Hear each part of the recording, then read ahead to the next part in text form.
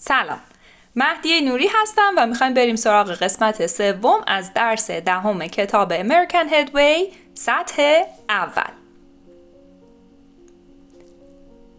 آخر بخش دوم بهتون گفتیم که میخوایم این بخش رو با reading and listening شروع کنیم. پس اگر هنوز اون بخش رو ندیدید از طریق لینک بالا میتونید اول اون بخش رو ببینید بعد بیاین سراغ قسمت سوم. The International Space Station، ایستگاه فضایی بین المللی. خب میخوایم اول از همه توی تمرین 2 با هم بریم این بخش رو درباره International Space Station بخونیم و برای این جمله های 1 تا 8 بگیم که آیا اینها true یعنی صحیح هستن یا false یعنی اشتباهن. ازتون خواسته اونایی که اشتباهن رو تصحیح کنید. حتما ویدیو رو متوقف کنید، متن رو بخونید، جواب سوالا رو بدین، بیاین اونا رو با هم چک کنیم.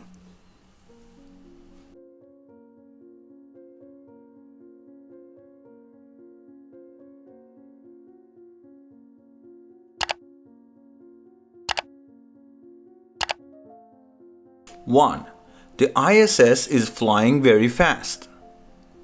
True. It is flying at 17,000 miles per hour. داره با سرعت 17,000 مایل بر ساعت یعنی 28,000 کیلومتر بر ساعت پرواز میکنه. پس it's very fast. Two, it's flying thousands of miles from Earth. به فاصله چند هزار مایلی از سطح زمین داره پرواز میکنه. False. Because it is flying at a distance of 240 miles, 360 kilometers. فاصلش 240 مایل یا 360 کیلومتر. پس thousands of miles نیست. 3. It goes around Earth every 90 minutes. هر 90 دقیقه یه دور به دور زمین میچرخه. True. این یکم محاسبات ریاضی داره. میگه که it goes around Earth 16 times a day. 16 بار در روز دور زمین میچرخه. اگر دقیقه رو تقسیم بر این 16 کنیم میشه هر 90 دقیقه یک بار دور زمین. 4. New supplies arrive once a month. آذوقه و مواد لازم هر ماه یک بار میرسه به ایستگاه فضایی. False. Supply ships arrive about 8 times a year. سفینه‌هایی که مخصوص تامین کردن این آذوقه و مواد ضروری هستن 8 بار در سال میان. پس نمیشه ماهی یه بار، حدوداً 1.5 ماه یه بار. 5. The Americans are competing against Russians and Europeans.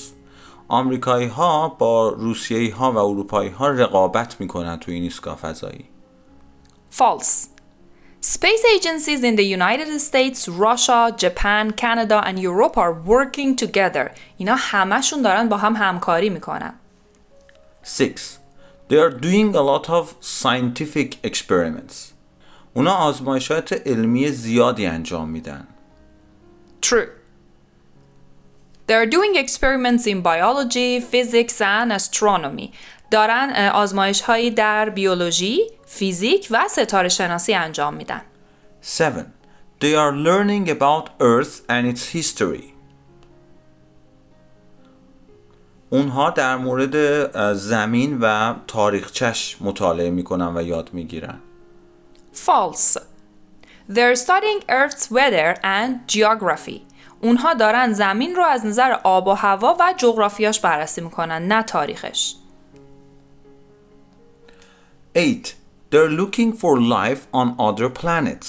اونها دنبال زندگی روی کرات دیگر هستن. False. They're looking at planets and stars to understand the origin of the universe. اونا دارن به سیاره ها planets، سیارات و ستاره ها نگاه میکنن تا مبدأ جهان رو پیدا کنن. خب بریم در ادامه سراغ تمرین 3.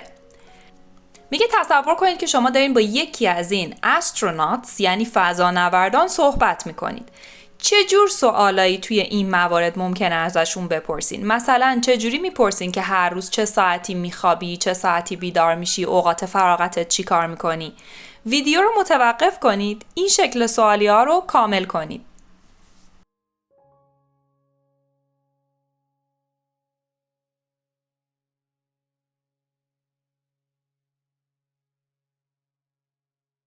Do you work every day? آیا شما هر روز کار میکنین؟ What time do you wake up? چه ساعتی بیدار میشین؟ What do you do in your free time? اوقات فراغتتون چی کار میکنین؟ What do you eat? چی میخورین؟ What time do you sleep? چه ساعتی میخوابین؟ How do you take a shower? چه جوری دوش میگیرین؟ Do you exercise there? اونجا ورزش هم میکنید؟ حالا بیاین بر اساس این متن به این سوالا جواب بدید.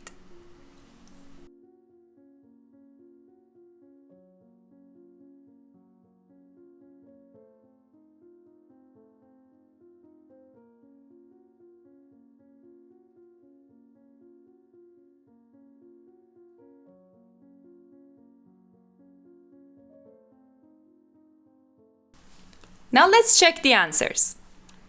Do you work every day? No, we work 10 hours a day during the week and 5 hours on Saturday. نه، ما هر روز کار نمی کنیم. 10 ساعت در روز در طول هفته کار می کنیم. 5 ساعت هم شنبه ها. What time do you wake up?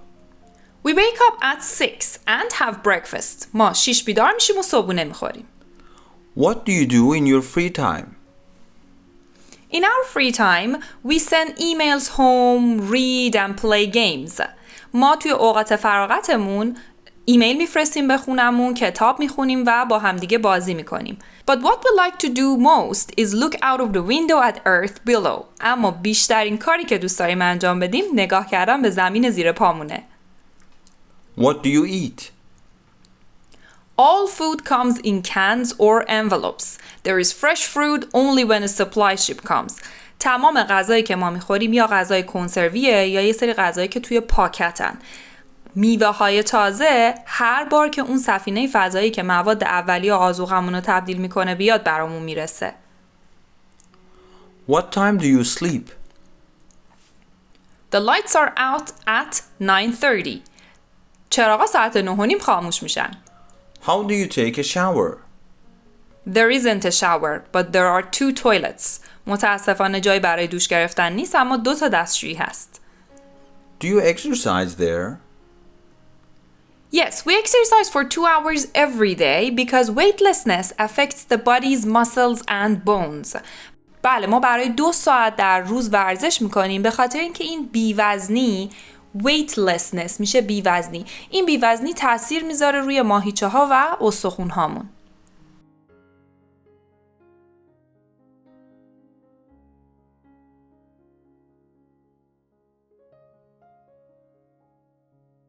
What do these numbers from the article refer to? میگه این اعدادی که از داخل این متن در اومدن هر کدوم به چی اشاره میکنن؟ مثلا 100 billion. یادتونه از متن که خوندین این عدد به چی اشاره میکنه؟ جمله‌ای که من یادمه اینه.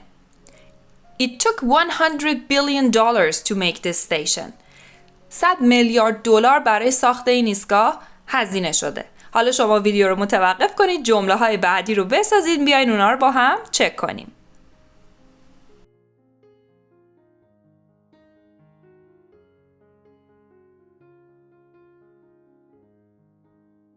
The first part of this station went into space in 1998.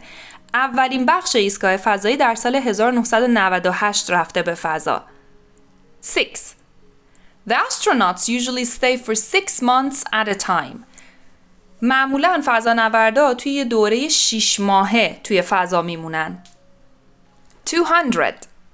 Over the years, there have been over 200 visitors. در طول سالها بیشتر از 200 نفر برای دیدن ایستگاه فضایی رفتن. 15. The visitors have been from 15 different countries. این بازدید کننده ها از 15 کشور مختلف بودن. 8. Supply ships arrive about 8 times a year. سفینه های تامین کننده مواد اولیه و آذوقه 8 بار در سال میان. 0. They are using the zero gravity of space to do experiment. gravity میشه جاذبه. اونها دارن از این صفر بودن جاذبه در فضا استفاده میکنن تا یه سری آزمایش انجام بدن. این از ریدینگمون درباره International Space Station. و اما بریم سراغ listening درباره آقای سویچی ناگوچی. خب ما قراره که به یه اینترویو با این آقای سویچی که یه استرونات هستش گوش بدیم و سوالای 1 تا 7 رو جواب بدیم. قبل از اینکه بریم سراغ لیسنینگ 2 تا لغت جدید هست که میخوایم با هم دیگه چک کنیم. اولیش aeronautical مربوط به دانش هوایی و هوانوردی میشه. هر چیزی که وابسته به این دانش باشه میگیم aeronautical. spacewalk این پیاده روی هایی که فضانوردا توی فضا میرن. معمولا از فضاپیما میان بیرون، اما خب یه سیمایی بهشون وصل هستش که توی فضا گم نشن و مشکلی براشون پیش نیاد. بهش میگیم سپیس واک. قبل از اینکه بریم سراغ گوش کردن لیسنینگ حتما سوالا رو بخونید یه بار که بدونید باید به چه نکاتی گوش کنید. Track 21. An interview with an astronaut. Soichi, what exactly is your job? I'm an aeronautical engineer, and I'm a JAXA astronaut. What is JAXA? JAXA is the Japan Aerospace Exploration Agency. What did you study in college? Well, I studied engineering, of course, aeronautical engineering. Where did you study? Which college? I studied at the University of Tokyo, and I graduated in 1991. Which part of Japan are you from? I'm from Yokohama, Kanagawa, which is part of Tokyo. Are you married? Yes, I have 3 children. What do you like doing when you're on Earth? Well, I guess my hobbies are jogging and basketball, and I like skiing and camping with my kids. What are you doing on the space station right now? I'm doing quite a few spacewalks. I'm going out into space, and I'm checking the instruments on the outside of the space station to make sure they're working properly. You're part of the Russian crew. What does that mean? It means that my commander is Oleg Kotov from Roscosmos, and I'm working on his team. We're studying weather conditions in space, and we're doing experiments with plants to see how they grow in zero gravity. What do you do when you aren't working? Well, I spend a lot of time just looking down at you on Earth, and I think how lucky I am to be here. And I wish that everyone could see Earth from space. Maybe people would stop fighting if they could see how beautiful our planet is. خب اگه فکر میکنید که لازم لیسنینگ رو یه بار دیگه گوش بدید حتما ویدیو رو برگردونید عقب و برای بار دوم لیسنینگ رو گوش بدید و جوابا رو کامل کنید. اگر هم که کامل جواب دادید let's check the answers. 1. Who does he work for? برای کی کار میکنه؟ He works at the Japanese Aerospace Exploration Agency, JAXA. اون برای سازمان فضایی و فضانوردی ژاپن کار میکنه. 2. What did he study and where? He studied aeronautical engineering at the University of Tokyo. به مدل نوت برداشتن منم دقت کنید. به جای اینکه وقتی داشتم به لیسنینگ گوش میکردم بیام یونیورسیتی رو کامل بنویسم تا بقیه مطلب از دست بدم، فقط نوشتم یونی، حالا کامل توی جمله‌ام ازش استفاده میکنم. پس اون مهندسی هوانوردی خونده توی دانشگاه توکیو. 3. Where is he from and is he married? He is from Yokohama and yes, he is married and he has 3 children. 4. What are his interests on Earth? He likes jogging, he likes basketball, skiing and camping. 5. What is he doing on the space station? اون توی ایستگاه فضایی چی کار میکنه؟ He's doing some spacewalks, he's checking the instruments and he makes sure they work properly. اون الان و در حال حاضر مشغول انجام دادن یه سری از این پیاده روی های فضایی، وسیله ها و ابزار مربوط به سفینه رو چک میکنه و مطمئن میشه که اونها به درستی کار میکنن. 6. What does he do when he is not working? وقتی که کار نمیکنه چی کار میکنه؟ He looks down at earth. میشینه و به زمین زیر پاش نگاه میکنه. 7. What does he think about? He thinks that if people could see the earth, they would stop fighting. با خودش فکر میکنه که اگه مردم میتونستن این زمین به این زیبایی رو از بالا ببینن، دیگه با هم دیگه نمی جنگیدن.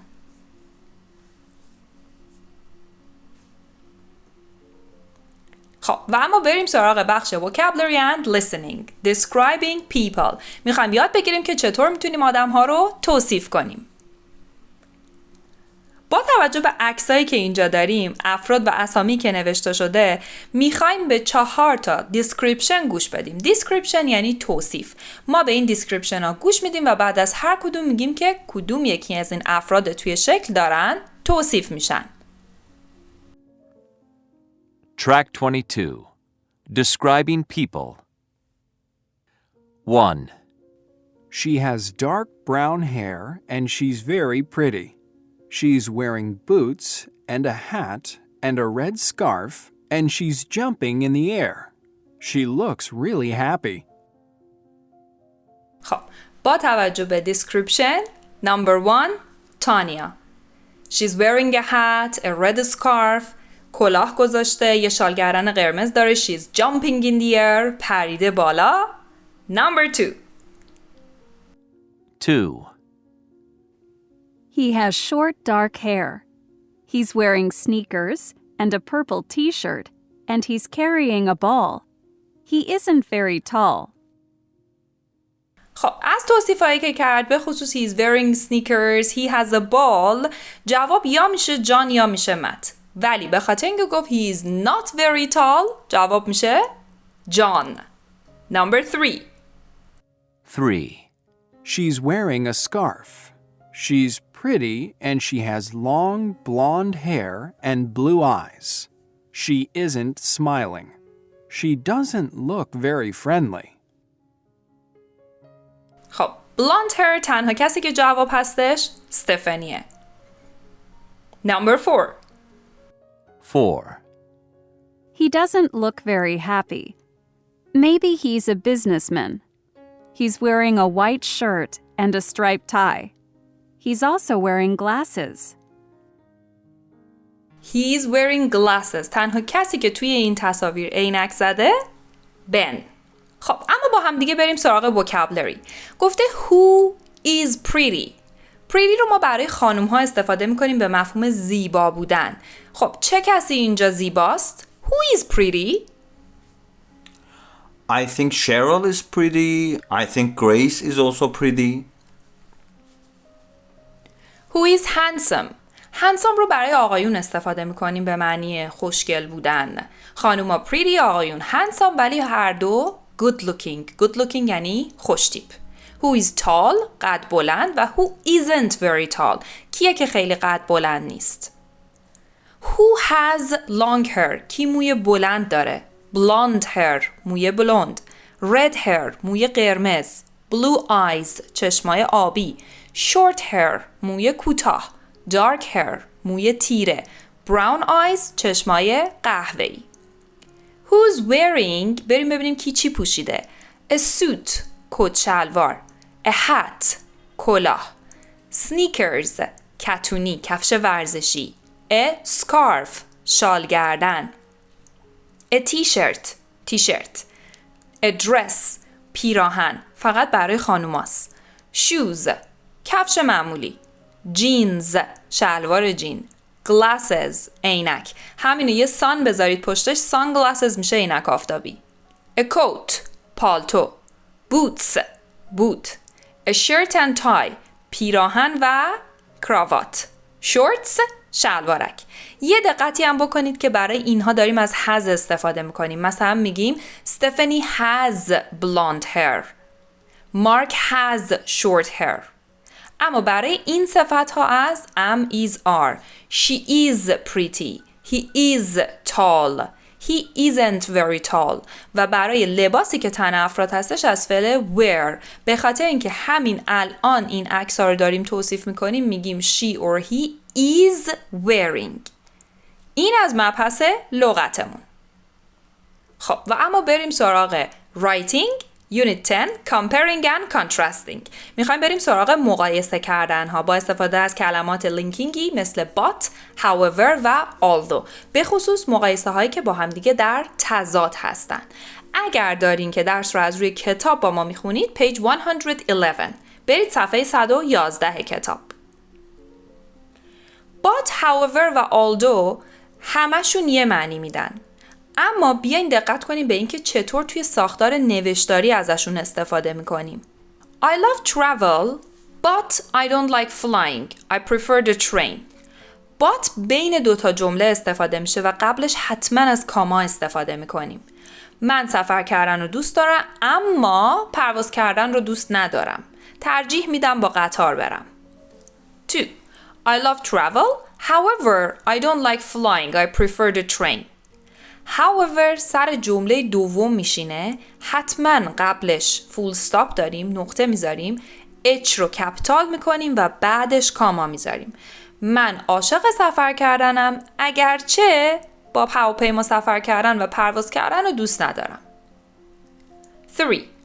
Although I love travel, I don't like flying. I prefer the train.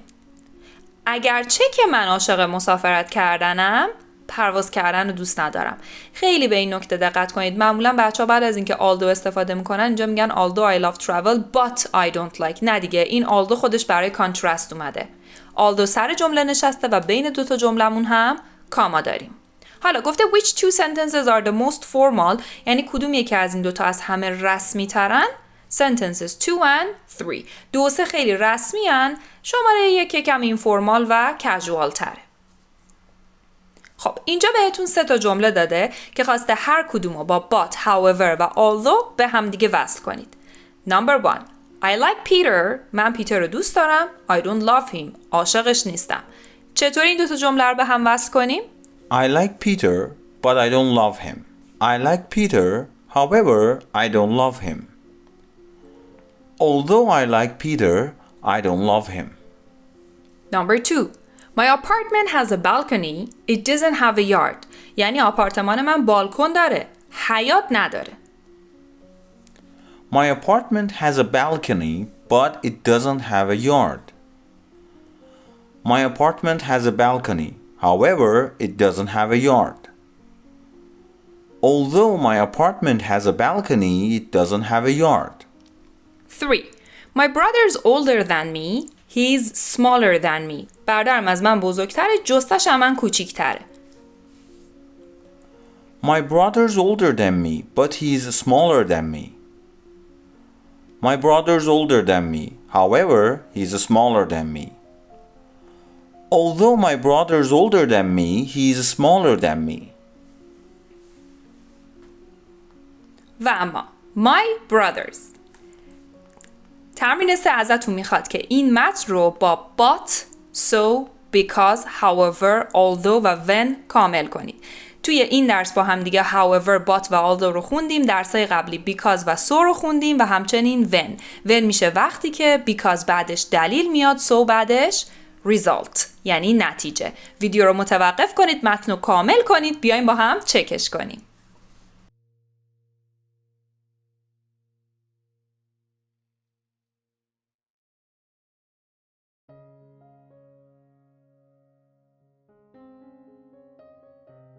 My brothers. برادرای من. I have twin brothers, Nick and Chris. من برادر دوقلو دارم. نیک و کریس. They're 20 years old and although they're twins, they are different in many ways. اونها 20 سالشونه، اگرچه که دوقلوان اما خیلی با هم دیگه تفاوت دارن. First of all, اول از همه they don't look alike. اونا اصلا شبیه هم نیستن. Nick has blonde hair and blue eyes. نیک موهای بلوند و چشمای آبی داره and he's pretty tall. تقریبا هم قدش بلنده. However, اگرچه Chris isn't very tall and he has red hair and brown eyes. کریس خیلی هم بلند نیست، موهای قرمز داره و چشمای قهوه‌ای. Also, they never wear the same clothes. همچنین اونا هیچ وقت لباسای شبیه هم نمی پوشن. This is because our mother always dressed them alike when they were children and they hated it. این به این دلیله که مادر ما همیشه لباسای یه شکل تنشون میکرد وقتی که بچه بودن و اونها از این کار متنفر بودن. Something else that they don't like is when people talk about the twins, not Nick and Chris. یه چیز دیگه‌ای که اونها دوست ندارن وقتی هستش که مردم درباره دو قلوها صحبت میکنن، نه منحصراً نیک و کریس به شکل جدا. They want to be individuals. اونها میخوان آدم‌های منحصر به فردی باشن و میخوان که به شکل تکی بهشون نگاه بشه. However, they do have some interests in common. اگرچه که اونها یه سری علایق مشترک هم دارن. For example, they love being outdoors. So they often go for long walks together in the woods. مثلا خیلی دوست دارن که بیرون باشن.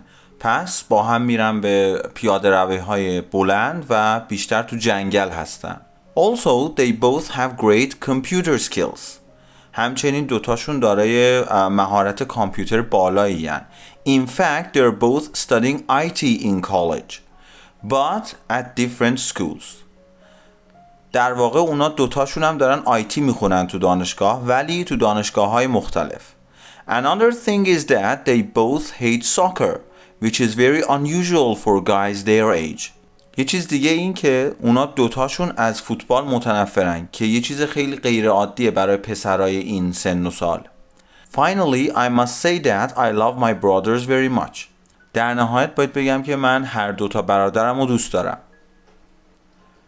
Although they have different personalities, they are both great brothers. اگرچه شخصیت‌های مختلفی دارم ولی برادرای خیلی خوبی هم برای من.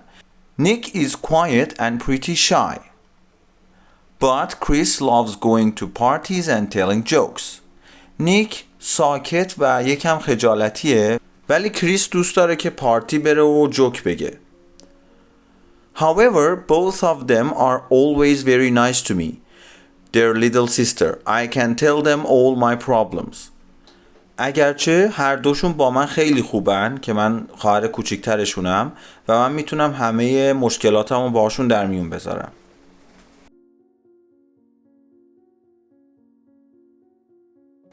و اما بریم سراغ Everyday English. Social expressions. عبارت‌هایی که روزانه ما ازشون استفاده میکنیم. به این تصاویر نگاه کنید. Conversation های دو جمله‌ای هستن. مثلا Patrick and I are getting married. من و پاتریک داریم ازدواج میکنیم. Wow, that's fantastic. Congratulations. Congratulations یعنی مبارک باشه، تبریک میگیم و that's fantastic یعنی خبر بی‌نظیریه. حالا شما قراره بقیه این conversation ها رو با این جمله ها کامل کنید. بیاین جوابامون رو با هم دیگه چک میکنیم.